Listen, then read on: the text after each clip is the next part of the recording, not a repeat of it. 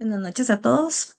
Ya dimos los 5 minutos que teníamos para darles. Vamos a dar inicio con la charla de hoy para la Asociación Internacional de Profesionales en Derecho de Costa Rica. Es un gusto tenerlos a todos presentes.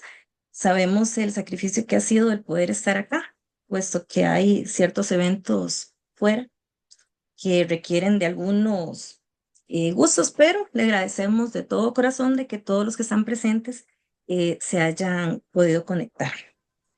Darle la bienvenida de parte de la asociación a todos, el poder anunciarles nuevos charlas que tenemos ya programadas para el mes de abril. Empezamos desde el 3 de abril con la prueba en el proceso laboral de la teoría, de la teoría a la práctica. Ese se estará llevando a cabo el 3 de abril de 6 a 8. Quien va a tener la exposición va a ser el licenciado David Lara Torres y va a estar como moderadora María José Urbino. Para el día 7 de abril vamos a tener la conciliación en los procesos de violencia doméstica, su procedencia y trámite, a cargo de los señores Mario Naranjo Luna y José Miguel Fonseca. Y va a estar como moderadora Natalia Calderón. Para el 10 de abril, igual de 6 a 8, vamos a tener aspectos prácticos del amparo constitucional, que va a estar a cargo de la señora Carla González Alpizar, y como moderador va a estar el señor Frederick Incay. Para el 24 de abril, igual de 6 a 8, vamos a tener la independencia judicial frente a los casos emblemáticos a cargo del licenciado Alfredo René, y va a ser a cargo el señor Andrés Pérez para estar como moderador. Vamos a tener unas charlas completamente interesantes, las cuales son gratuitas y van a estar abiertas a todo el público para que puedan inscribirse. Las pueden encontrar en nuestra página de la asociación. Vamos a tener también la posibilidad de que se puedan conectar personas de toda índole porque van a ser abiertas algunas a todo público. Igualmente, poder invitar a todas las personas que están presentes para que formen parte de nuestra asociación, para que puedan tener acceso a no solamente estas charlas, sino para que puedan tener acceso a muchísimos beneficios de los cuales gozamos los que ya somos inscritos. Cualquier persona que sea profesional en derecho puede asociarse. Igualmente, las personas que son estudiantes también tienen la posibilidad de poder formar parte de nuestra asociación y que les sirva también como apoyo a su carrera profesional. Tomar en cuenta que al término de la exposición vamos a tener un espacio para preguntas y la charla de hoy tiene como nombre reglas básicas para el ofrecimiento y criterios de admisibilidad de la prueba en el proceso penal, a cargo del doctor Andrés Pérez. Vamos a hablar un poquito del licenciado. El licenciado Pérez González es abogado, llevó sus estudios en 1988, es licenciado en Derecho y notario público de la Universidad de Costa Rica. En 1995, especialista en Derecho Comercial, igualmente en la Universidad de Costa Rica. En 1999, obtuvo su doctorado en Derecho Comercial y Derecho Procesal en la Escuela Libre de Derecho. En el 2023, tuvo su certificación como mediador y negociador y conciliador, titulado por la Asociación Internacional de Profesionales en Derecho.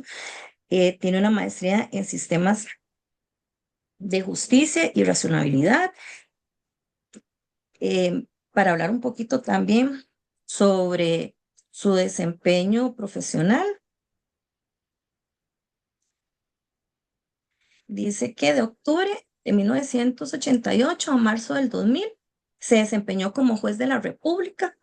Ocupó, entre otros cargos, el de juez civil y de trabajo de Pérez León, juez mixto de Golfito, juez mixto en Santa Cruz, juez integrante del Tribunal de Liberia, juez integrante del Tribunal de Pérez Celedón, juez integrante del Tribunal Primero Civil de San José, en la sección primera.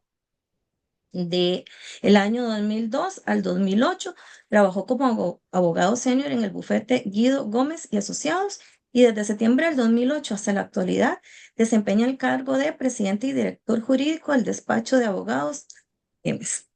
Eh, Vemos según su currículum que tiene una amplia experiencia y es un privilegio para todos nosotros poder aprender del licenciado. Y sí quería consultarle, licenciado, con el tema de las preguntas, ¿cómo va a querer usted que se las realicen? Eh, Preguntas al final de la exposición, ¿quiere que se les sea interrumpido o cuál es la metodología que usted prefiere para que se le puedan realizar las preguntas?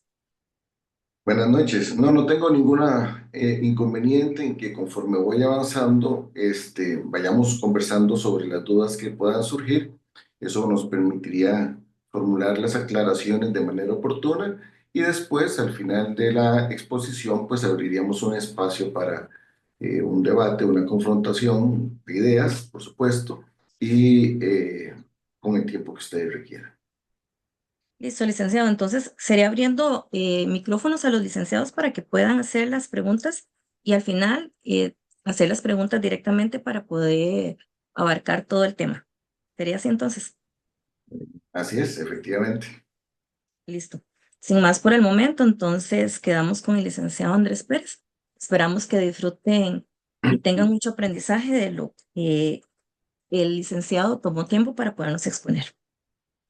Muchísimas gracias, Adriana. Un En gusto. primer lugar, la nobleza obliga y, por supuesto, debo agradecer a la Asociación Internacional de Profesionales en Derecho y a su presidente, don Rafael Rodríguez, la invitación que de manera muy gentil e inmerecida, creo yo, me han cursado para estar esta tarde-noche con ustedes para hablar sobre el tema de la prueba en el proceso penal.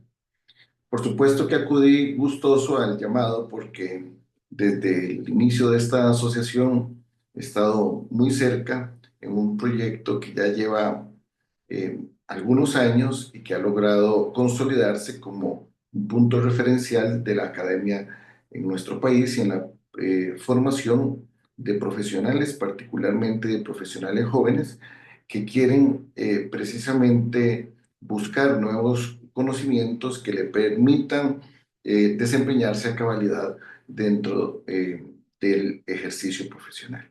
De manera que entonces reitero mi agradecimiento y bueno, este, cuando conversábamos sobre este tema, don Rafael y yo le propuse que habláramos un poco sobre el tema de la admisibilidad y el ofrecimiento de la prueba en el proceso penal costarricense. Y cuando más o menos había hecho algunos apuntes ya para compartir con ustedes hoy, en realidad le quise poner un aditamento que es el equilibrio entre la eficiencia y la verdad. Y es que parece que hoy uno de los grandes debates del proceso penal es precisamente que el proceso siga siendo eficiente, pero además que no pierda el fin institucional que le ha sido confiado al proceso penal, que es la búsqueda de la verdad. Entonces, quise poner este aditamento precisamente para destacar que hay que ponderar estos dos valores, hay que poner en su justa dimensión estos dos valores de que el sistema debe responder eficientemente a las necesidades ciudadanas de una sociedad que requiere de un sistema penal con mayores recursos, pero que los tiene absolutamente limitados y que no puede renunciar de ninguna forma a la verdad a la cual nos acercamos únicamente a través de los hechos. Y entonces, sin que pretenda yo aquí teorizar, porque lo menos que quiero es hacer de esto una exposición teórica, permítame nada más en esta primeros 5 minutos de exposición dejar sentado alguna base de lo que vamos a conversar, porque esto creo yo nos permitirá por lo menos comprender o comunicarnos de una forma más eficaz. ¿Cuál es entonces el fin institucional que tiene la prueba dentro del proceso penal? Es decir, la pregunta que nos vamos a formular aquí es esencialmente, ¿por qué es que debe existir la prueba en el proceso penal? Y podríamos decir que la prueba existe en el proceso penal porque está destinada fundamentalmente a buscar la verdad. Y ya aquí empezamos con un grave problema, porque ¿qué es la verdad? Hay múltiples definiciones de este tema, pero yo hoy me voy a adherir a una posición que es la del doctor González Lagier, Daniel González Lagier, que dice que la verdad es una propiedad de los enunciados, es decir, de los enunciados que reflejan la realidad. Vamos a ver, el enunciado será verdadero si y solo si se corresponde con la realidad. Entonces, si el enunciado hoy nevó será verdadero si efectivamente en la realidad el día de hoy nevó. Pero este enunciado, lamentablemente, no nos puede generar a nosotros, como todos los días los oímos en las sentencias de los tribunales, un grado de certeza. Porque a la verdad, los seres humanos no nos acercamos con certeza, sino con un nivel de probabilidad. Es decir, la prueba lo que nos va a dar es un acercamiento probabilístico a la verdad. Si entendemos, por supuesto, la verdad como correspondencia. Si entendemos la verdad como un concepto estrictamente formal, como ocurría en el proceso civil de hace ya bastantes años, allá por los años 80, esa verdad era la verdad procesal. Entonces, evidentemente, no había mayor discusión. Pero si nosotros decimos que el fin institucional del proceso penal es la búsqueda de la verdad, lo que estamos buscando es una aproximación probabilística a la verdad como consecuente con eh, aquello que realmente ocurrió en la realidad. Y el otro es que normalmente, lo otro es que normalmente nosotros decimos los hechos probados y los hechos no probados. Y es que en realidad lo que nosotros hacemos no son descripciones de hechos. Hacemos diariamente cuando planteamos una denuncia, cuando formulamos una querella, cuando se formula una acusación o se formula una sentencia, lo que se hacen son enunciados sobre los hechos, es decir, proposiciones fácticas que pretenden describir precisamente lo que ocurrió en la realidad. Entonces, este enunciado, Pedro mató a Juan, será cierto si y solo si la prueba que se ha recabado en el proceso es útil y es pertinente para, por lo menos en grado probabilístico, el más elevado grado probabilístico, decir que en la verdad, en esa verdad que estamos diciendo que es limitada, es posible sostener efectivamente que Pedro mató a Juan. Esto es lo que estamos haciendo, en realidad es siguiendo un modelo cognitivista que subyace precisamente en la concepción del proceso penal. El proceso penal se orienta hacia el descubrimiento de la verdad. A ver, ¿cuál verdad? Buscamos establecer si ocurrió el hecho y si efectivamente las personas que están siendo investigadas son partícipes del hecho delictivo, buscando siempre que el conocimiento sea lo más fiel, que refleje de la forma más adecuada aquello que pudo haber ocurrido en la realidad. Entonces, en la acusación, por ejemplo, el Ministerio Público lo que va a formular es una hipótesis que contiene enunciados sobre los hechos. A través de esa hipótesis, Y a través de estos enunciados se va a formular entonces un planteamiento que debe someterse al escrutinio de las personas juzgadoras a través de los jueces, de las pruebas. A ver, en el ejemplo que estoy poniendo, entonces diríamos, Pedro mató a Juan en la ciudad de Cartago el día 14 de febrero del año 2025, al ser las 17 horas en el Parque Central, utilizando para ello un arma de fuego calibre 32, disparando de manera directa desde la posición que ocupaba a 2 metros hacia el corazón. Estamos haciendo enunciados que pretenden que se acredite a través de los distintos medios de prueba. Pero como ya dijimos que la realidad y los enunciados no es lo mismo, lo que nosotros tenemos que hacer es acercarnos con la prueba a esa hipótesis que fue planteada. Y entonces surge el primer tema, ¿cómo lo hacemos? Bueno, el sistema nuestro, que es un sistema de la libre convicción, que según el código procesal se sustenta sobre la sana crítica. Yo diría que es sobre el análisis racional de los distintos medios de prueba. Pero su implicación más importante, la implicación de la libertad probatoria, es que todo se puede probar por cualquier medio que resulte ser además lícito. Es decir, si yo pretendo acreditar ese homicidio ocurrido en Cartago, podría acudir perfectamente a los videos que existen en las cámaras eh, que probablemente existen en el parque. Pero si no hay cámaras, el principio de libertad probatoria me permitiría a mí buscar testigos. O hay cámaras y hay testigos,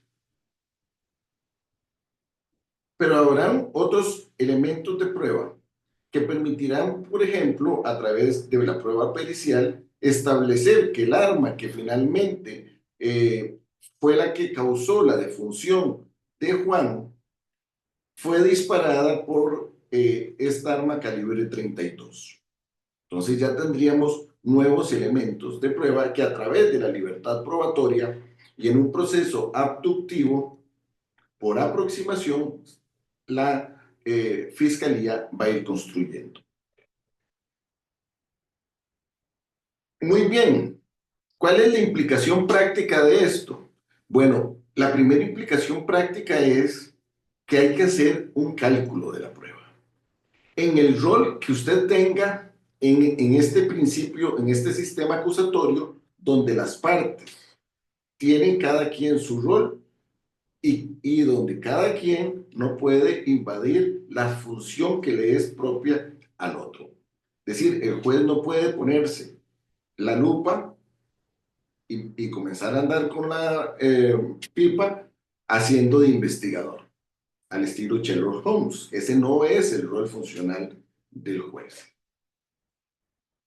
Ese rol, en tesis de principio, de investigación de los hechos o de los enunciados que luego se van a proponer sobre los hechos, le corresponde al Ministerio Público, a la parte querellante o a la parte actora civil, que además, conforme al principio de libertad probatoria, tiene que hacer otra cosa, que es el cálculo probatorio para poder sostener su hipótesis.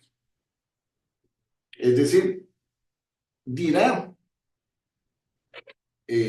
la fiscalía, bueno, estos videos y estos testimonios, más estos dictámenes, me permiten sostener de manera consistente y eficiente la tesis, la hipótesis que voy a someter al escrutinio del tribunal. Ese es entonces, sobre cada una de las proposiciones fácticas o sobre los enunciados, sobre los hechos, hay que hacer el cálculo probatorio. Esto funciona para el derecho penal y les va a funcionar para el derecho laboral y les va a funcionar para el derecho de familia. Porque si todos los enunciados son sobre los hechos, entonces la primera pregunta que debo hacerme es siempre, cómo voy a acreditar este enunciado sobre determinado hecho? Pero además, si hay libertad probatoria, no caigamos en la tentación. Y la tentación es de tasar la prueba. Ah, es que solo podemos probar eso, eh, solo podemos probar que Pedro es hijo de Mónica a través de una certificación de registro. No. Si existe libertad probatoria, ese hecho se podría perfectamente acreditar. Claro, ustedes me van a decir, es que la prueba idónea, la que podría tener mayor fiabilidad, es precisamente la que dimana del registro civil, que va a acreditar que Pedro es hijo de Mónica. Bueno, pero eso no significa que sea la única prueba posible. Entonces, eh, suele ocurrir, por ejemplo, que se presenten algunos documentos al proceso y entonces oímos en los estrados la enorme queja, es que esos documentos no están certificados y por eso no le merecen credibilidad. Vean cómo se pasó indebidamente la prueba. ¿Por qué? Porque estamos pensando que el documento solo es eficaz si ha sido amparado por la fe notarial o por la certificación de un funcionario público. Pero el juez, unas simples copias de unos documentos, en cuanto se acredite que esos se corresponden con la realidad, pueden perfectamente servirle, conforme al principio de libertad probatoria, para tener por acreditado un determinado enunciado sobre los hechos. Don Andrés, perdón que lo interrumpa. Tengo una pregunta. ¿Ok? ¿Ese cálculo probatorio tiene que ver con la suficiencia probatoria? Claro, lo vamos a ver ahora, que tiene que ver con dos conceptos, que es utilidad y pertinencia. Pero en todo caso, si yo voy a hacer el cálculo probatorio, lo que voy a decir es cómo voy a acreditar este hecho. ¿Cuál es el medio de prueba que tengo disponible y que me va a permitir acreditar que efectivamente en la noche del día de ayer, Manuel se brincó la tapia, ingresó a una casa, sustrajo un televisor y se lo llevó en un vehículo? Nadie lo vio, nadie lo vio, pero sí hay una cámara. Y después Manuel es aprehendido como 2 kilómetros adelante con el televisor. Entonces tenemos una prueba directa y otra prueba que hemos usado siempre, indiciaria, pero que también es una cadena de inferencias, porque el televisor existe, el televisor fue decomisado y está decomisado a 2 kilómetros. Solo que esta prueba del televisor, a esta prueba y a las conclusiones sobre este televisor y la prueba que nos va a producir, tenemos que llegar a través de un razonamiento. Es decir, ya no es una prueba que de manera directa nos apunta, sino que es una prueba que requiere un análisis inferencial. Pero en definitiva, la pregunta es muy buena porque el cálculo probatorio lo que tenemos que hacer es el ejercicio primero de plantearnos las hipótesis. A ver, si Pedro mató a Juan, esa es la hipótesis de la acusación. Ahora cambiémonos de acera. Si yo soy el defensor en este asunto, lo que tengo que ofrecer es una tesis alternativa. O sea, una propuesta, una hipótesis alternativa, una o varias hipótesis alternativas. Y entonces decir, ahora desde la perspectiva de la defensa, necesito, uno, plantear una hipótesis, lo cual supone necesariamente una entrevista con el imputado, buscar hacer ejercicio activo de la defensa y ofrecer la prueba que permita sustentar esta hipótesis alternativa. Entonces, no solo hace cálculo probatorio de la acusación, sino que si la defensa ofrece una hipótesis alternativa, tendrá que demostrar esa hipótesis el tribunal. Bien, entonces, a ver, es que se me... Vamos a cambiar aquí. Requisitos fundamentales para la admisibilidad de la prueba. Si ustedes quieren un concepto, un único concepto que no está en la ley, yo diría la prueba tiene que ser relevante. Relevante significa que la prueba tiene necesariamente que estar vinculada con lo que es objeto de discusión. Y esto en nuestra legislación está relacionado con dos conceptos fundamentales, que es utilidad y pertinencia de la prueba. ¿Qué es la pertinencia? La prueba debe guardar una relación directa o indirecta con el objeto de la averiguación, es decir, con los enunciados que son objeto de la investigación y que van a ser probados en el proceso. Esa es la prueba pertinente, la que guarda una relación directa. Si nosotros tenemos claridad en este concepto, entonces vamos a enfocar el debate y nos vamos a desatender de algunas cuestiones que resultan ser periféricas que no guardan relación con lo que es objeto de la averiguación. O sea, vamos a ver, si Pedro mató a Juan, podría ser relevante si Juan venía de una cantina. ¿O podría ser más relevante determinar si entre Pedro y Juan había enemistad previa?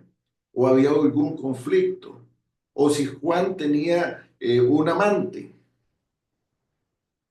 Podría ser relevante en función del objeto de la averiguación.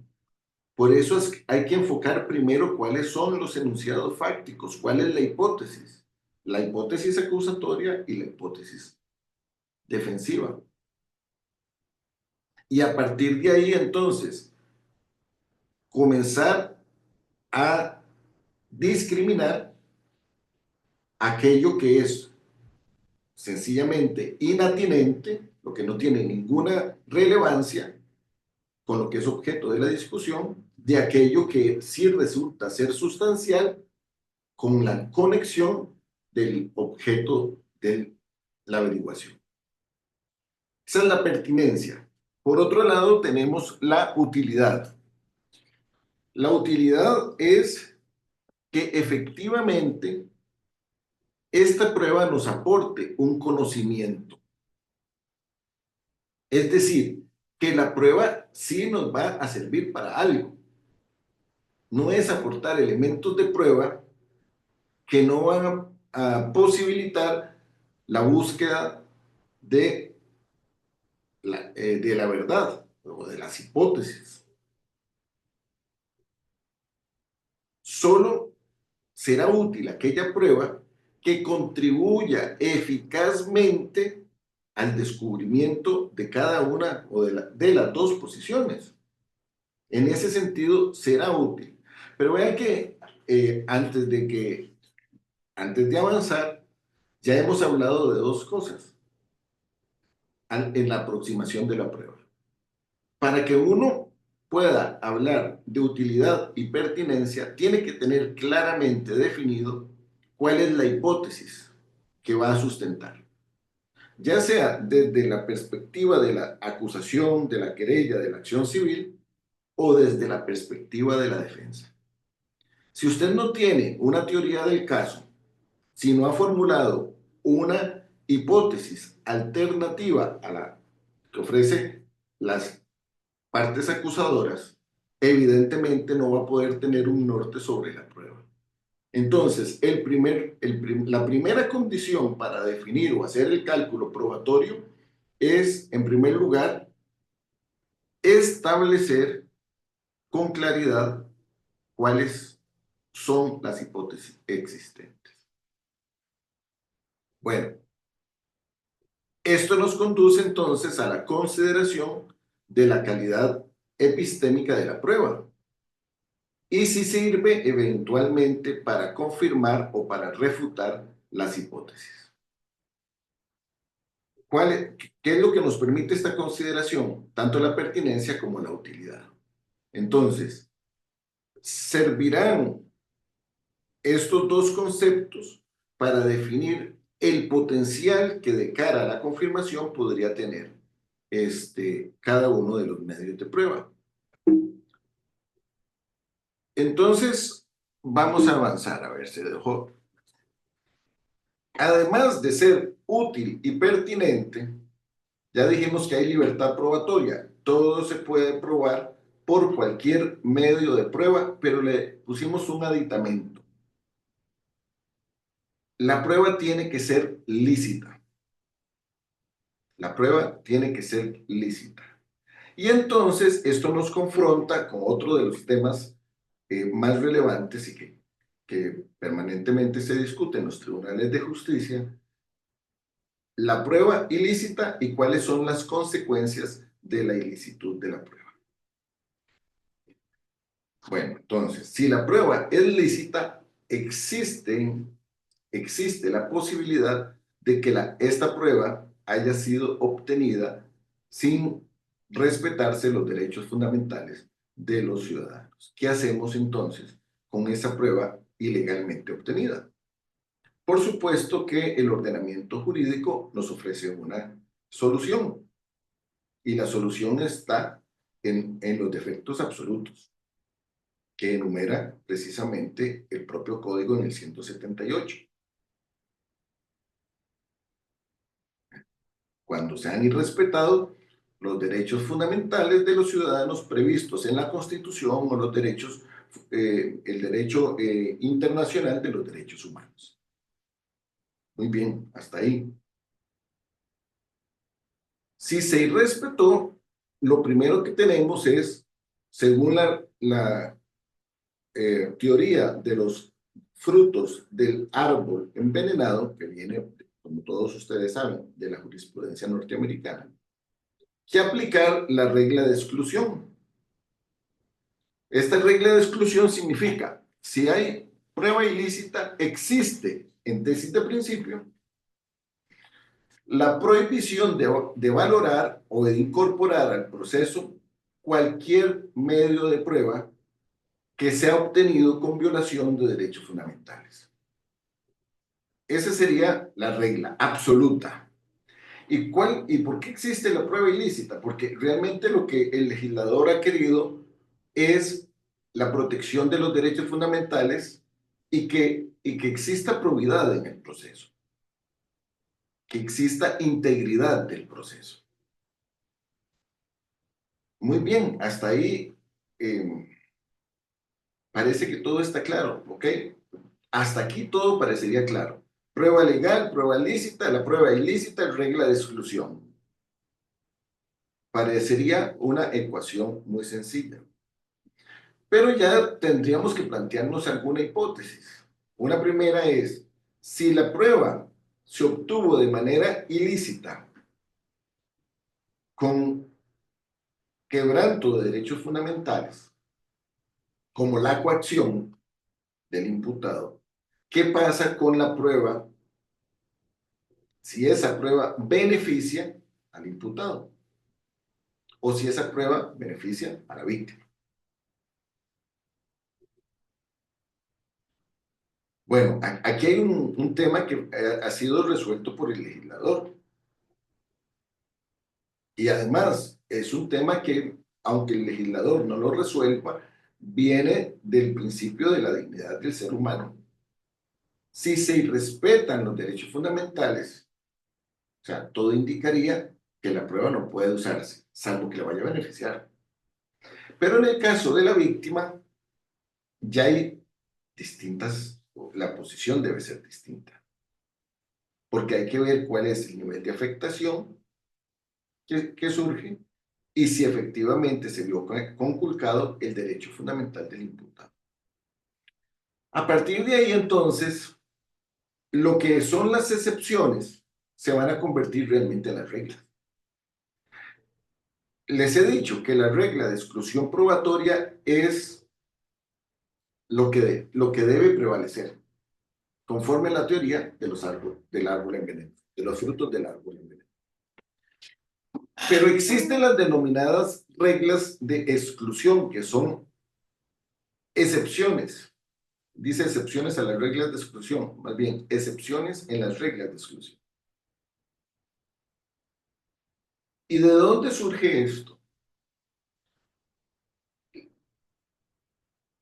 Surge de que hay actos que, que son defectuosos, actuaciones que son defectuosas de manera absoluta y otras que son convalidables a través del saneamiento.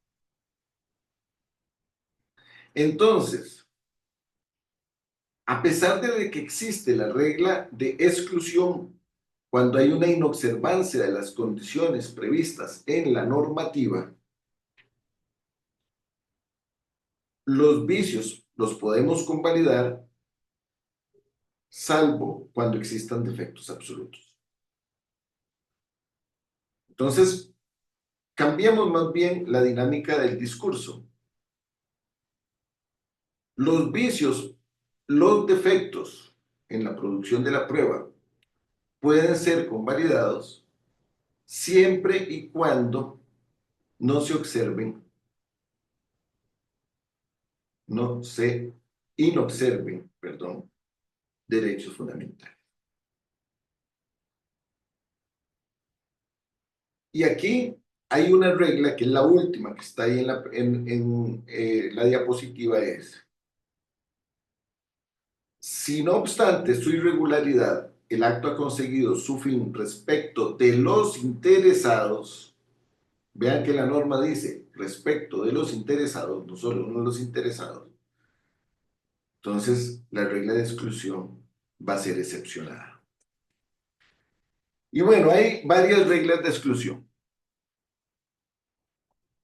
Yo no voy a detenerme en el tema de la prueba ilícita porque esto sería para no acabar en toda la sesión. Podríamos hablar en algún momento de este tema.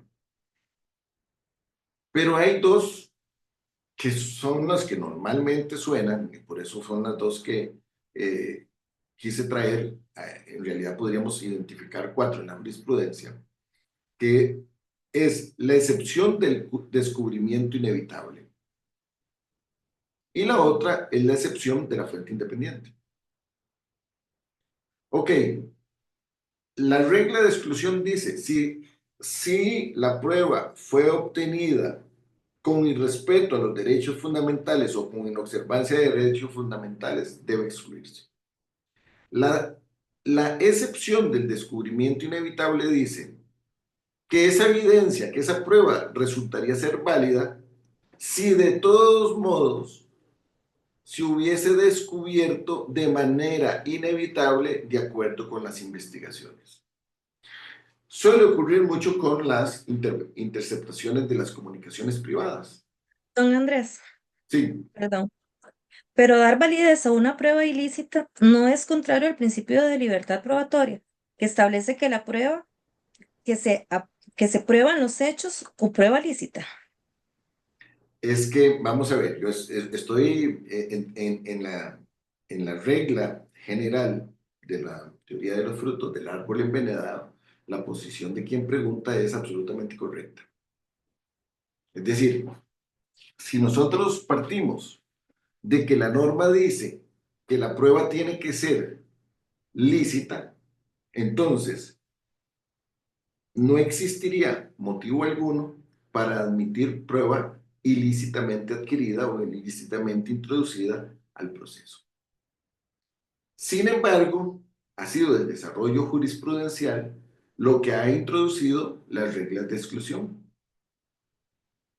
Que existen, no crean que eso es una invención de hace 3, 4 años. Existe desde la jurisprudencia norteamericana, existe en la doctrina española y ha sido recogida, que yo recuerde, en un libro en este momento de Ronald Cortés y doña Magda Pereira, que hablaron sobre la prueba ilícita y que la jurisprudencia nacional particularmente la jurisprudencia de la Sala de Casación, ha venido replicando de manera reiterada desde los años 80. Entonces, sí, uno podría decir, puede cuestionarse, y yo creo que todos nos lo hemos cuestionado siempre. Qué mal que el sistema diga que la prueba es ilícita y hay que excluirla. Y qué extraño que después vengan excepciones a la regla de exclusión para posibilitar el ingreso de esa prueba. Pero es que el fundamento, y aquí tengo que volver precisamente a, a la primera diapositiva, es cuál es el fin institucional del proceso, la búsqueda de la verdad. Y en la primera de las diapositivas yo les lanzaba un reto, y el reto era la eficiencia del sistema versus la verdad. Y en esta tensión está precisamente el tema de la licitud.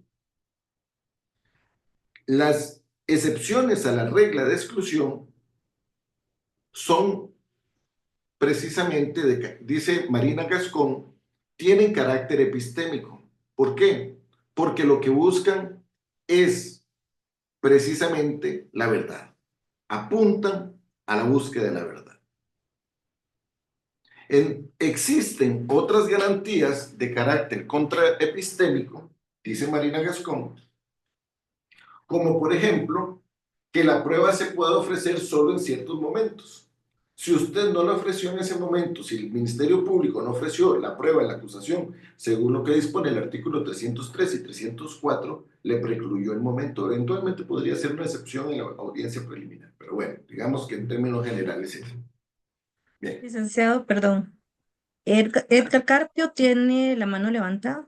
Que ya le voy a dar la palabra, nada más déjeme, ya le atiendo, Edgar, con muchísimo gusto. Mire,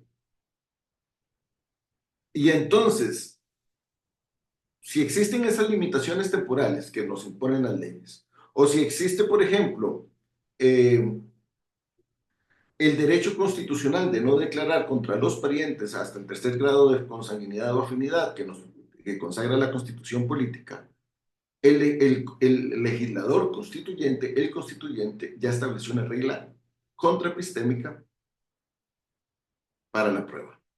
Bueno, estas reglas de excepciones a las reglas de exclusión, precisamente tienen por finalidad, tienen un carácter estrictamente epistemológico. Buscar la verdad. En esa concepción de que el proceso tiene por fin, el proceso penal tiene por fin la búsqueda de la verdad. Don Edgar, buenas noches.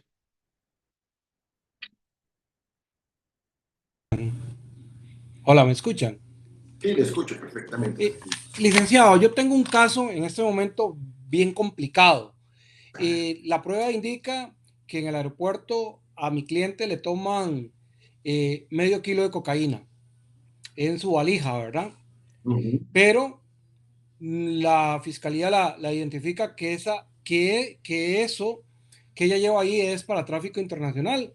Nuestra hipótesis es que es para consumo porque ella tiene miedo de que le adulteraran comprándola. Ella es norteamericana, comprándola en Estados Unidos. Ya han muerto 4 amigos por Fentanilo, fentanilo. sí. Entonces, la teoría acá, la prueba, y es un caso totalmente real, la prueba indica que podría calificarse como tráfico internacional de drogas, pero no hay nexo entre todo lo que hemos demostrado en cuanto a dineros. Y es más, en el celular no aparece absolutamente nada de ella, y con lazos con ninguna banda, etcétera. Este tipo de situaciones dentro de la prueba de la fiscalía es una prueba para ellos contundente, pero para nosotros tenemos exámenes clínicos y demás de que demuestran de que ella es una adicta, y que por su situación también, una condición física, ella tiene problemas de columna y usa ese tipo de droga para tranquilizar sus dolores y demás. Entonces, dentro de este tipo de prueba, cuando usted habla de excepciones a la regla, ¿cómo podríamos abordarla? Bueno, es que, gracias. Creo que la pregunta tiene dos dimensiones en realidad, ¿no? Vamos a ver. Uno, hay una hipótesis que está ofreciendo el Ministerio Fiscal es eh, esta persona extranjera eh, es, a ver, capturada, aprendida en el aeropuerto internacional con posesión de drogas con fines de tráfico. A ver, y aquí hay un elemento esencial que es la posesión, para que tenga relevancia jurídica, jurídico-penal, tiene que tener fines de tráfico. La hipótesis alternativa que está proponiendo la defensa a través de don Edgar Carpio no es, eh, efectivamente hay una posesión, pero no existe el fin de traficar, sino que es para el consumo personal. Está vinculado esto con la prueba ilícita, no porque hasta donde yo estoy entendiendo, y si no me corrige don Edgar, la aprehensión y el encuentro de esa droga fue absolutamente lícito. Entonces no estamos frente a un tema de ilicitud de la prueba, sino que estamos frente a un tema de cómo acreditar la hipótesis alternativa, que no tiene que ver con las excepciones a las reglas de exclusión. ¿Ok? Entonces, aquí es más bien un tema de utilidad y de pertinencia de la prueba para sustentar la hipótesis correspondiente. Tiene que ver con el cálculo probatorio, y usted ya lo hizo, en su ejercicio ya lo hizo. Mire, tiene una hipótesis alternativa. Para sustentar esa hipótesis alternativa, dice que va a aportar o va aportado dictámenes médicos o periciales que indican que ella tiene una afectación de la salud y además que tiene una dependencia de este tipo de sustancias. ¿Qué es lo que está usted pretendiendo? Sustentar de que la posesión de esa droga no es con fines de tráfico, con lo cual queda excluida la ilicitud, sino que es para el consumo personal. Pero entonces vean que ya tenemos dos hipótesis con prueba debidamente calculada por cada una de las partes. ¿Ok? Cosa que es distinta al que ahora les estoy tratando de transmitir, que es las excepciones a las reglas de exclusión. Entonces, la primera regla tiene que ver con la excepción del descubrimiento inevitable, que les decía, suele ocurrir con muchísima frecuencia en las interceptaciones de las comunicaciones privadas. Se declara que es ineficaz la interceptación, la orden de la interceptación y consecuentemente todo lo que es producto de ella. Don Andrés, perdón que lo vuelva a interrumpir. Solamente para recordarle a las personas que están conectadas en este momento que las preguntas deben de ser del tema específico y no de casos particulares para no salirnos del tema de la charla. Muchas gracias. Bueno, muy bien. Y entonces, a ver, vamos a retomar el hilo. Decía que es el caso de la exclusión, de la interceptación. Pero resulta que a través de otro medio de prueba, cualquier otro, libertad probatoria, se pudo haber llegado a otro elemento de prueba que sí puede ser incorporado. Esta regla del descubrimiento inevitable, lo que dicen es las investigaciones, a pesar de la exclusión de esta regla, de esta prueba, nos va precisamente a conducir a estos elementos de prueba. Entonces ahí conserva validez esta otra prueba. Y la otra es la de la fuente independiente, que consiste en demostrar si la evidencia o la prueba señalada como ilegal fue obtenida por otros medios distintos. Si fuese obtenida por otros medios distintos, también resultaría admisible, porque se desprendió no necesariamente del acto violatorio de los derechos fundamentales. Estaba pensando en un caso en particular que tiene que ver con extracción de conversaciones privadas en Messenger, ¿verdad? Una tercera persona, que no es el titular de la cuenta de Facebook, se impone del contenido y extrae el contenido y se lo brinda a la policía. Ese es el caso clásico donde opera la regla de exclusión. Puede entonces, la pregunta sería, puede entonces ahora, ya la defensa hizo su ejercicio, excluyó esa prueba. ¿Puede el Ministerio Público ahora tratar de validar esa prueba? ¿Cómo? ¿A través de la excepción del descubrimiento inevitable? Difícilmente. ¿A través de la excepción de la fuente independiente?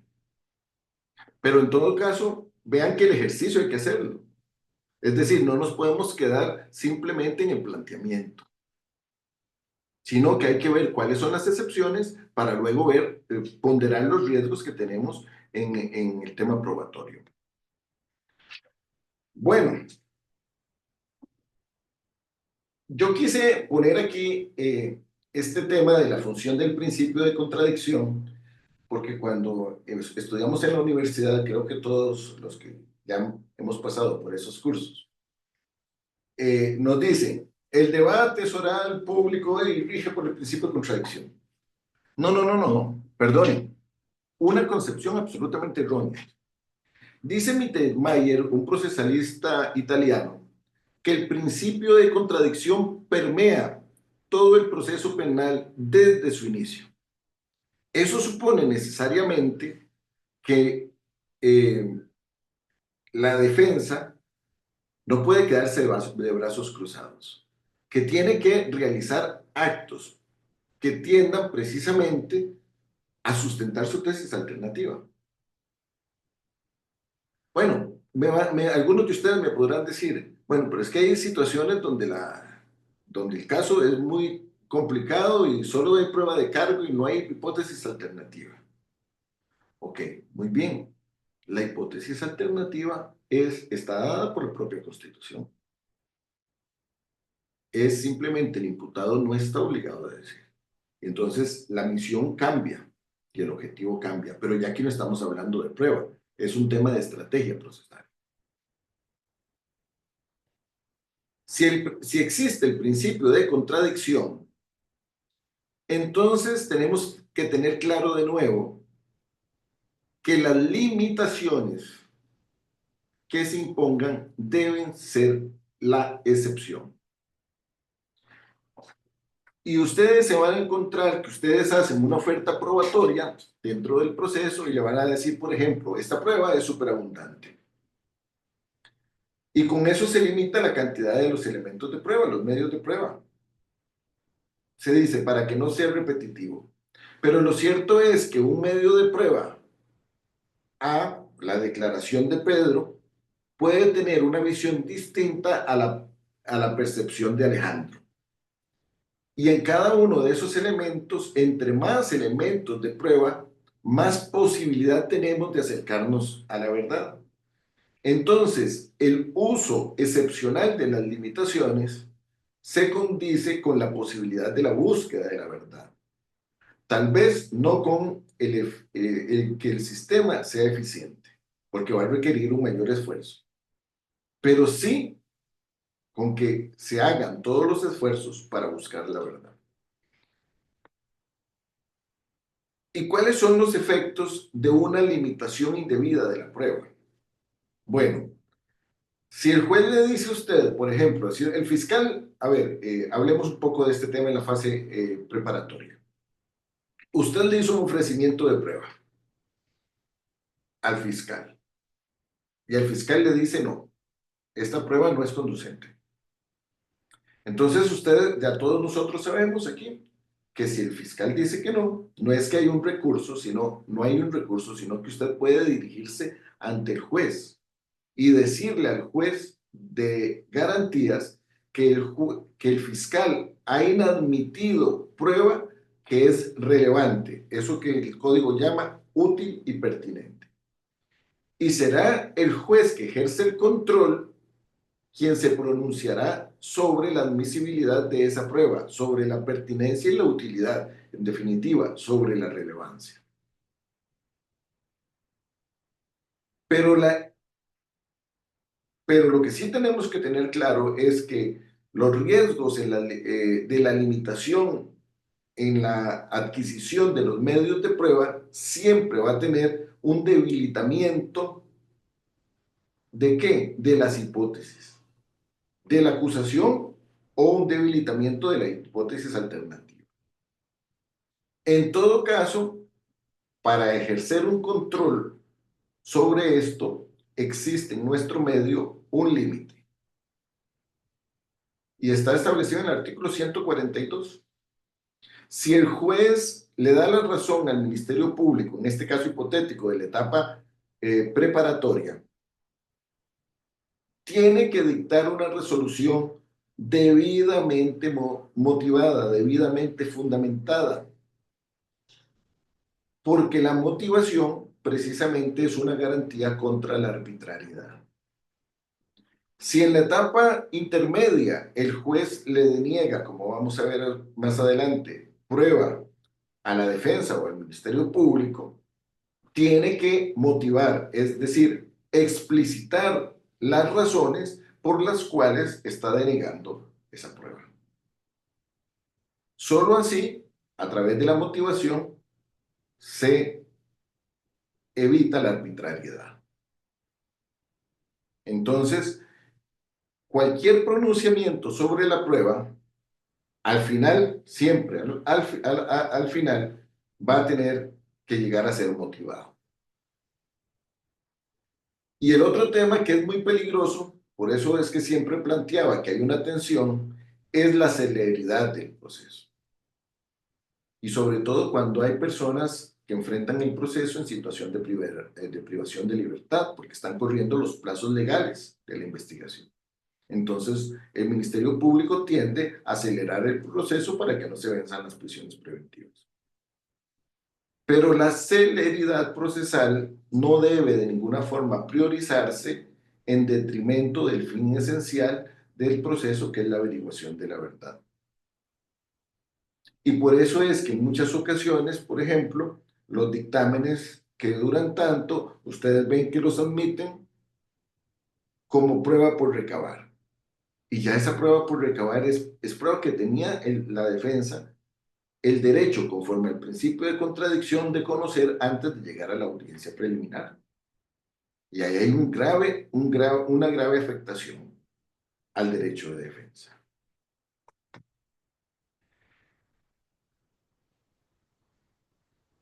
A ver, si estamos en la etapa preparatoria, entonces tenemos que concordar en que, de acuerdo con la ley procesal, todas las actuaciones de la investigación en tesis de principio no tienen ningún valor para fundar la condena del imputado.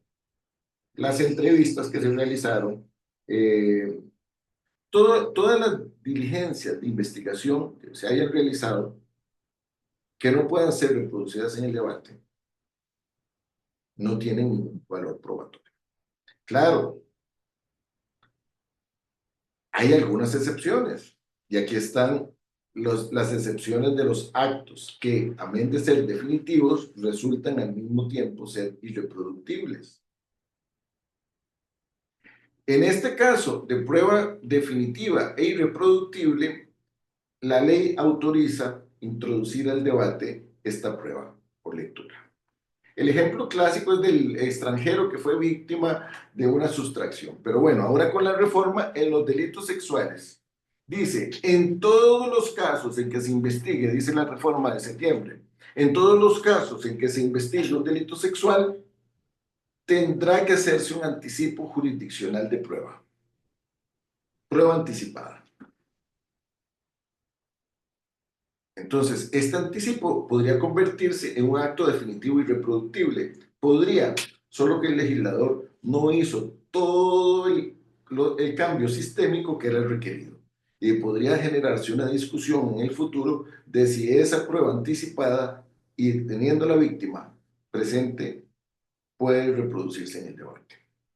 O si bastaría con eso. Ese es un tema que va a generar muchísima discusión. Es más, ni siquiera nos hemos puesto de acuerdo hoy, a pesar de la claridad de la norma, de que en todos los casos hay que hacer el anticipo. Porque hemos llegado al colmo de decir, estoy hablando de algunas autoridades, el tema está en discusión, en apelación, por ejemplo, en este caso, de decir que el párrafo segundo, que dice que en todos los casos debe leerse en función del párrafo primero, que excepciona, que indica cuáles son las excepciones. No, eso no es así. La ley se interpreta cuando es poco clara. Entonces, solo los actos definitivos e irreproductibles que han sido recabados durante la investigación preparatoria pueden ser introducidos luego al debate. Y bueno, la defensa, por supuesto, puede hacer su propia prueba y si no se le atiende la prueba, el acto conclusivo tiene un vicio y usted tiene los mecanismos legales para reclamar que prueba que es relevante, es decir, prueba que es útil y que es pertinente, no fue evacuada. Es más, suele ocurrir que uno hace la oferta probatoria, indica cuál es la utilidad y cuál es la relevancia y el Ministerio Público ni siquiera se pronuncia, porque piensan en muchas ocasiones que se trata de un proceso de una sola línea y olvidan el principio de contradicción, que sí permea el proceso de manera permanente desde su inicio. En consecuencia,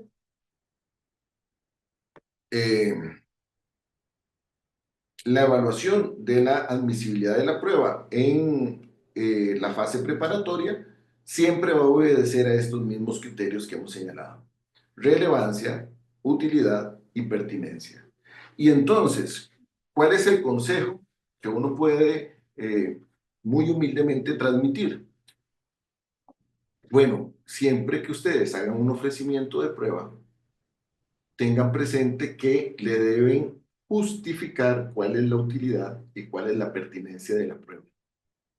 Y para eso ya definimos qué es utilidad y qué es pertinencia. Si el Ministerio Público no se pronuncia, gravísimo. Si el Ministerio Público se lo deniega, puede ocurrir al juez de garantías. Si el juez de garantías se lo deniega en esta etapa preparatoria, usted puede insistir en la etapa intermedia, porque el proceso se desarrolla de manera progresiva en forma horizontal. Entonces usted puede replantear el tema. ¿Ok? Ahora, ¿cuáles son los requisitos ya en los actos conclusivos que debe contener? Por supuesto, la pieza acusatoria, la querella y la acción civil. Bueno, los requisitos están siempre en el artículo 304. Dice, se tiene que hacer la presentación de la lista de testigos y peritos, por supuesto con sus calidades. O sea, hay que identificarlos con su nombre, apellidos, con su profesión, con su oficio, su estado civil, el lugar donde pueden ser localizados y su número de identidad. Y los peritos, por supuesto, bueno, ya vamos a ver al final. Si se trata de documentos, habrá que indicar cuáles son los documentos. Si esto opera para la querella y la acción civil, operará en el mismo sentido, por paridad de razón respecto de la defensa. Pero cuidado, hay una regla que dice que usted tiene que indicar los hechos o las circunstancias que pretende probar con cada uno de los medios de prueba. Entonces, si usted ofrece testigo, tendrá que indicar, con este testigo pretendo probar tal y tal y tal cosa. Con este perito pretendo, vea que la oferta probatoria está relacionada con el objeto de la prueba. Solo así el juez podrá pronunciarse sobre esa oferta, sobre la utilidad o pertinencia. Entonces, mucho cuidado, porque esta regla que está al final de la filmina es esencial, la indicación de los hechos o de las circunstancias que se pretende probar. Y si ustedes leen el artículo 304, dice, debe indicarse los hechos o circunstancias que se pretende probar bajo pena de inadmisibilidad. Bueno, yo diría que esa pena de inadmisibilidad tiene ahí su peligro, porque recuerden que el código nació en el año 1998 O sea, entró a regir el 1 de enero del año 1998. Y en aquel Don momento, Andrés, sí, no, ya le voy a, perdón. te voy a Ujú. terminar la idea, sí, ya la entiendo. Y en aquel momento no existía el artículo 15 en la forma en que está hoy estructurado. Vean que esa reforma es del año 2010. Entonces, la formulación del rechazo por inadmisibilidad sería la sanción natural, la que previó el legislador. Pero el juez, conforme al principio de la justicia, perdón, de la tutela judicial efectiva, tendría que hacer el saneamiento de conformidad con el 15 y decirle, usted no ha indicado cuáles son los hechos o las circunstancias que usted pretende probar con estos y estos y estos testigos, le doy un plazo para que cumpla con eso. Y en esa forma entonces se trata de sanear el defecto. Pero hay que evitarse este riesgo, que el juez ni siquiera sepa cómo hacerlo. Entonces, lo prudente, lo razonable es tener bien claro el artículo 304. Ahora sí, Adriana, discúlpeme. No, discúlpese por tanta interrupción. Ujú. Don Andrés, es común que el Ministerio Público diga que la utilidad, necesidad y pertinencia de la prueba no se ajusta a los hechos a demostrar y la rechaza. ¿Qué hacemos en esos casos? Sí, es muy frecuente que el Ministerio Público venga porque vean que el Ministerio Público está, a pesar del tema de la objetividad que debe imperar en sus actuaciones, probablemente tiene una disfunción en su concepción y entonces se va a decantar por buscar la tesis que más propugne por una acusación. Y entonces aquello que no aporte elementos a esa acusación se considera que no está relacionado con el objeto del proceso y se le deniega. Pero, cuidado, el Ministerio Público no es el dueño del proceso. Para eso está el juez de garantías. Y si usted ofreció la prueba y la ofreció bien, entonces usted acude ante el juez de garantías por prueba ilegalmente denegada por el Ministerio Público. Y le dice, yo ofrecí esta prueba y esta prueba es útil, pertinente, es prueba relevante por estas y estas razones. Y el juez de garantías tendrá que pronunciarse sobre ese tema. El código sí claramente establece que se pronuncia en única instancia, pero la posibilidad del contralor que ejerce el juez en esta etapa está así de latente con toda claridad en nuestra legislación. No sé si le logro evacuar su duda. Sí, señor. Y ahora entonces, ya vimos la prueba del Ministerio Público, la prueba de la querella y la prueba de la acción civil. Y la prueba de la defensa, bueno, la prueba de la defensa depende de algo, de que usted tenga una hipótesis alternativa. Porque si uno llega nada más a pescar, a lanzar la cuerda para ver qué logro conseguir en el proceso, pues la prueba no va a tener un norte claramente dirigido. Pero si usted tiene una hipótesis alternativa de cómo ocurrieron los hechos, o que los hechos no ocurrieron en la forma en que lo dice el Ministerio Público, es el ejemplo que nos acaba de poner el compañero Carpio, colega. Bueno, ahí hay una hipótesis alternativa. Entonces, la prueba de la defensa tiene que estar conducida precisamente para eliminar aquí, ok, sí, hubo una detención, pero tal. Esa es la hipótesis alternativa. Entonces, ya como defensor, tengo la obligación de definir cuál es la prueba relevante, útil y pertinente que voy a ofrecer para esos efectos. Tiene que ver esto, por supuesto, con la estrategia de la defensa. Hipótesis y estrategia procesal están de la mano. Porque en ocasiones es parte de la estrategia de la defensa. Nos reservamos la prueba para el último momento del contradictorio, del debate. Porque o no creemos en los jueces de la etapa intermedia, porque consideramos que eso es anticipar nuestra hipótesis, porque consideramos que hacer esa oferta probatoria no nos va a surtir mayores efectos. Entonces es una cuestión de estrategia procesal. Pero la necesidad de una hipótesis alternativa sí debe de existir. Y la necesidad de saber cuáles son los medios de prueba para esas hipótesis alternativas siempre debe de existir. Y cuidado, no se autocontengan.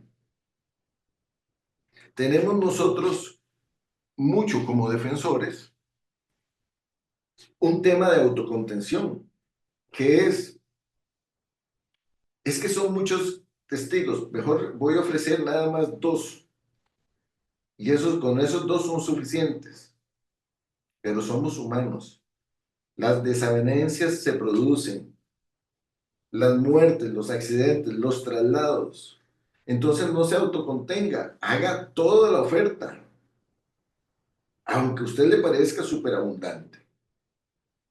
El criterio limitativo de la superabundancia va contra la función epistémica de la hipótesis alternativa.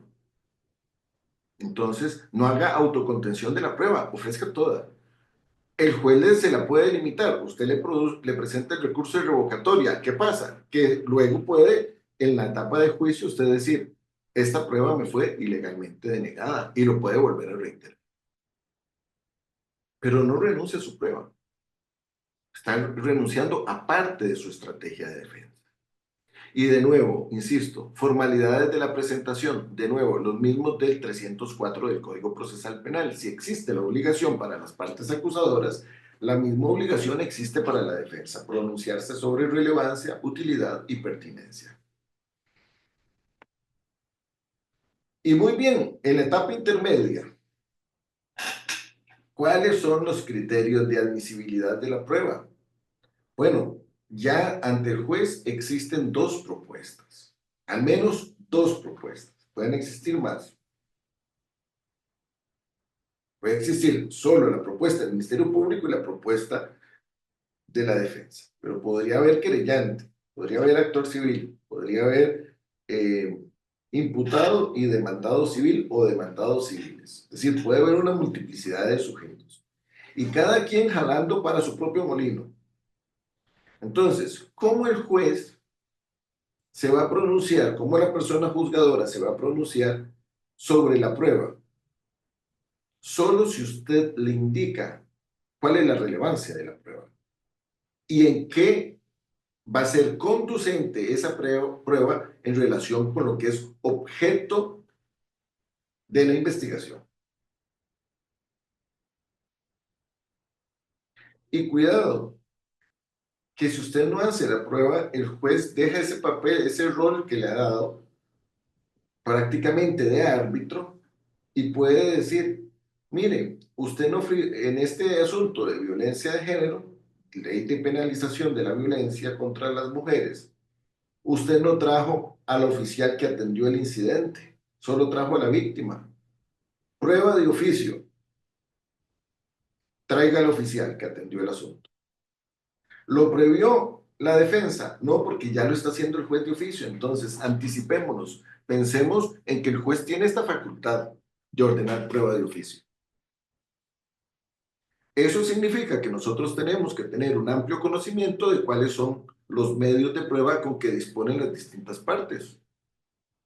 Porque solo así podemos anticiparnos, no solo de la prueba que tienen ellos, no solo de la prueba que tenemos nosotros, sino de esa facultad extraordinaria que tiene el juez de traer prueba de oficio.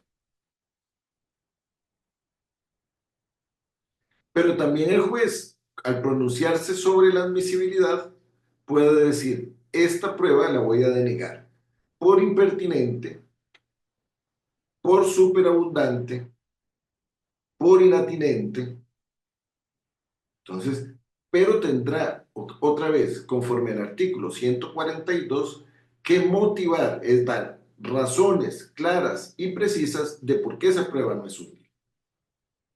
Ok, si usted le rechazaron esa prueba, todos sabemos, pero para el repaso, que solo se admite el recurso de revocatoria y que en los actos preliminares del juicio usted puede reiterar esta prueba inadmitida, el ofrecimiento de esta prueba inadmitida. Entonces, por eso es que decía, la defensa no se debe autocontener en el ofrecimiento de la prueba, porque ya tiene planteada una hipótesis y quiere que esa sea la hipótesis que prevalezca. Y bueno, en la etapa de juicio, ya pensamos que llegamos con toda la prueba judicializada. Y que entonces ya no hay posibilidades de traer prueba. Pero eso no es cierto. No es cierto a partir de la lectura del artículo 355 del Código Procesal Penal que prevé la prueba para mejor resolver. Pero tampoco es cierto conforme al principio de amplitud de la prueba, principio que deriva del voto 1739-92 de la Sala Constitucional, conforme al cual la prueba ofrecida por la defensa de manera irregular, extemporánea, es admisible siempre y cuando esté vinculada con el objeto del debate. Vean que esta regla es una regla que no es la misma regla del 355 y que es que es jurisprudencia vinculante de conformidad con el artículo 13 de la Ley de la Jurisdicción Constitucional, que se ha reiterado en múltiples ocasiones desde aquel voto. Entonces, el principio de amplitud probatoria le permite a la defensa introducir nuevos elementos que no fueron ofertados ni en la etapa preparatoria ni en la etapa intermedia y que no tienen la limitación del 355. Porque el 355 tiene una limitación y es para todas las partes, que son hechos o circunstancias nuevas que surjan en el debate. Esa es una limitación. Solo puede encontrar esta prueba que se va a ofertar en el debate, en lo que acaece en el debate. En cambio, el principio de amplitud probatoria no tiene esa limitación, porque responde de nuevo al fin institucional de la prueba, que es la búsqueda de la verdad. Entonces, ¿por qué es que la prueba fue irregularmente ofrecida, extemporánea? Dice la resolución. En forma irregular o extemporánea puede ser admitida. ¿Ok? ¿Por qué? Sencillamente porque la Sala Constitucional, en esa ponderación de los valores, se inclinó por el fin institucional de la prueba y dijo, aunque hay limitaciones temporales en el diseño procesal para la oferta de la prueba, aquí prevalece el valor fundamental que es el fin institucional de la búsqueda de la verdad. Muy bien, entonces en el debate tenemos estas dos reglas. Y en segunda instancia, en la apelación de la sentencia. Bueno, sobre este tema, hace poco también en otro escenario hablaba de este otro tema, prueba en segunda instancia y revisión integral. Todos sabemos que el Código Procesal sufrió un cambio en el diseño de impugnaciones con ocasión de la condenatoria que sufrió a raíz del caso Herrera Ulloa versus Costa Rica. Y entonces el legislador implementó en acatamiento a las disposiciones de la Corte el recurso de apelación de sentencia como un recurso ordinario y la concepción de la casación se estableció como un recurso de carácter extraordinario y formal con todas las implicaciones que eso tiene. Pero una de las cosas que está tanto en la resolución de la Corte Interamericana como en la legislación es que el Tribunal de Apelación de Sentencia tiene que hacer una revisión integral de lo ocurrido. Revisión integral. Es decir, que este recurso no es un recurso en relación solo en función de los motivos que fueron invocados, como es el de casación, sino que es un recurso libre. Usted apela y si el tribunal oficiosamente detecta un vicio, puede declararlo aunque en la apelación no esté contenido. Ok, puede el tribunal de segunda instancia entrar a valorar la prueba. La tesis que yo sostengo es que sí puede hacer no solo el ejercicio del control de logicidad de la prueba, sino que puede hacer un control sobre la apreciación de los medios de prueba. Porque a eso lo obliga la revisión integral de la sentencia. De lo contrario, no sería revisión integral. Si nosotros limitamos, como ocurre en la actualidad, siempre al control lógico de la valoración, entonces estamos limitando a uno de los aspectos. Pero es que no solo se hace una función intelectiva, sino que hay además un tema de apreciación de la prueba.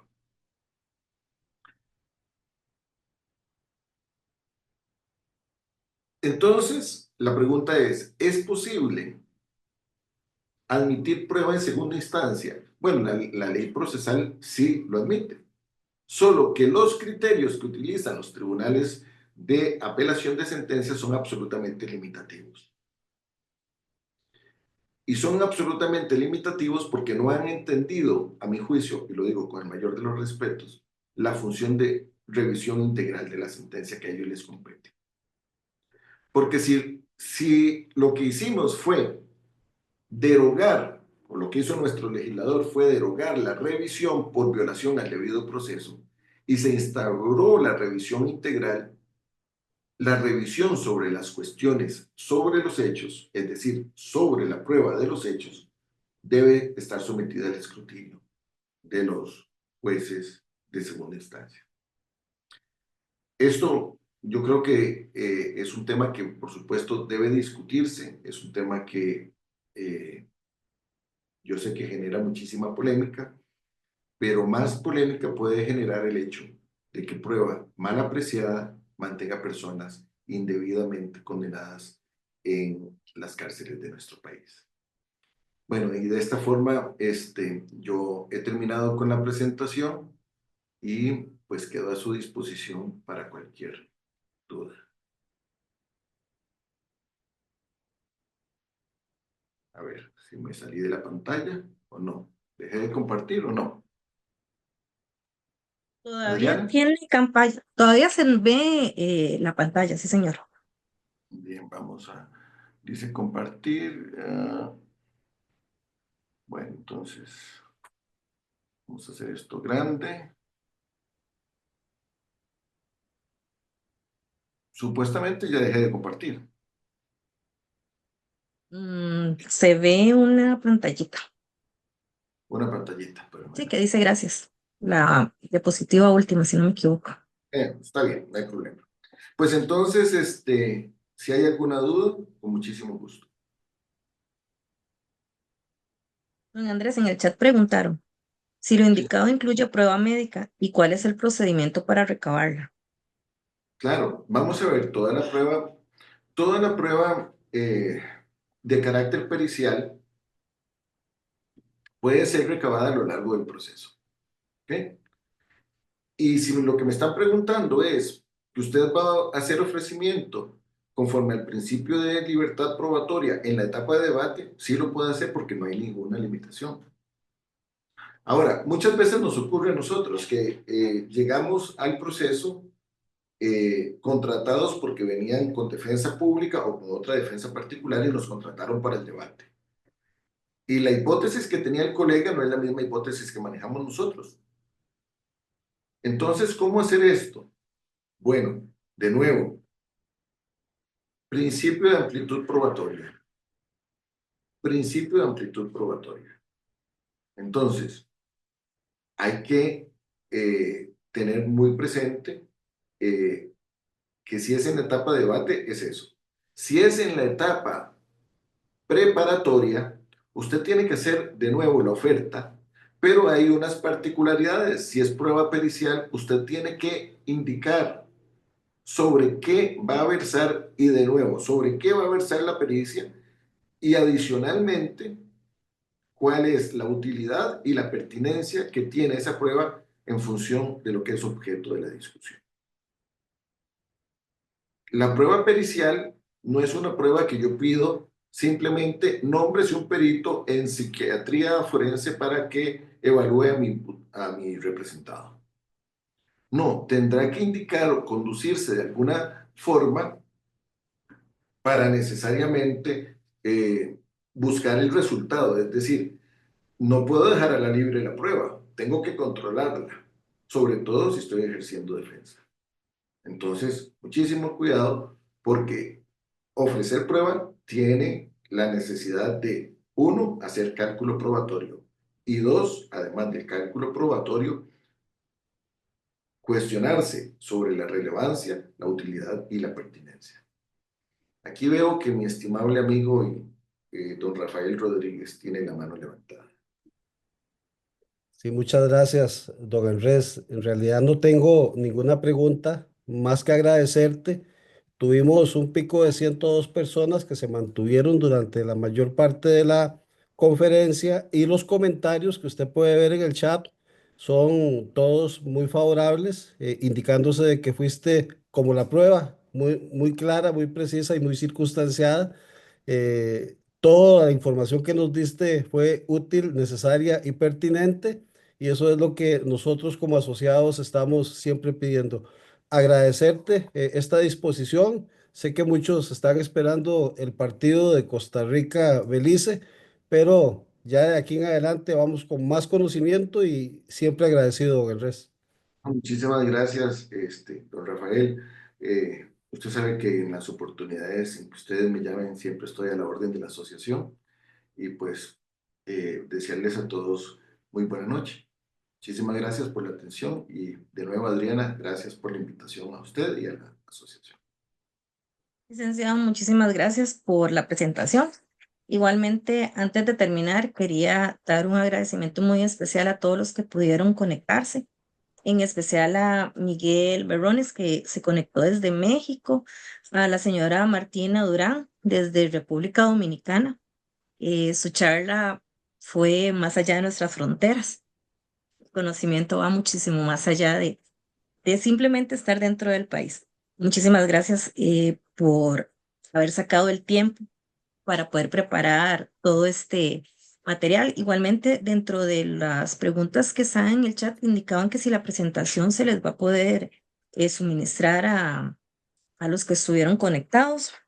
Eh, no sé la verdad si Sí, se va sí, a poder pasar la presentación. con mucho gusto. Eh, Tal vez alguien me suministra un correo, Adriana, usted o no sé, alguien de la asociación. Y en realidad esta presentación la hice para el día de hoy, entonces no hay ningún problema, Don no es Andrés, Listo, sí, señor. algo que estemos repitiendo por todo lado. me la haces llegar a mí y yo la paso para enviárselas a los correos a todas las personas que estuvieron conectados. Muchas gracias. Muy bien, no, con todo gusto. Yo te lo hago llegar mañana en horas de la mañana. Muchísimas gracias de todos modos a todos y muy buenas noches. Buenas noches, muchísimas gracias.